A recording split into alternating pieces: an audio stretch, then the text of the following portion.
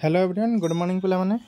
तो बर्तमान school and mass education department तरफ ऑफिशियली गोटे नोटिस जारी कराई जो तापमात्रा वृद्धि को लेकिन तुम स्कूल छुट्टी रन दिन से घोषणा होती ऑफिशियल वेबसाइट इंस्टाग्राम रो school and mass education department रो। तो कौन रही नोटिस रे चलो डिटेल्स पढ़ी नवा। तो देखो आज डेट रही 17/4/2024। संप्रति राज्य में ग्रीष्म प्रभाव और तापमात्रा वृद्धि को दृष्टि रखी राज्य सरकार समस्त विद्यालय को 3 दिन पर बंद कर चलित एप्रिल 18 ରୁ 20 तारीख पर्यंत समस्त सरकारी अनुदान प्राप्त एवं बेसरकारी विद्यालय गुड़ी को बंद रखापी निष्पत्ति निजी। ठीक अच्छे।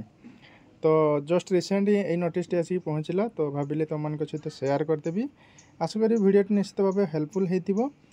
तो यहाँ ऑफिशियल तुम Instagram school and mass education Instagram page रे तुम मैंने पाइज जाकि भी निजे भी चेक कर। ठीक अच्छे।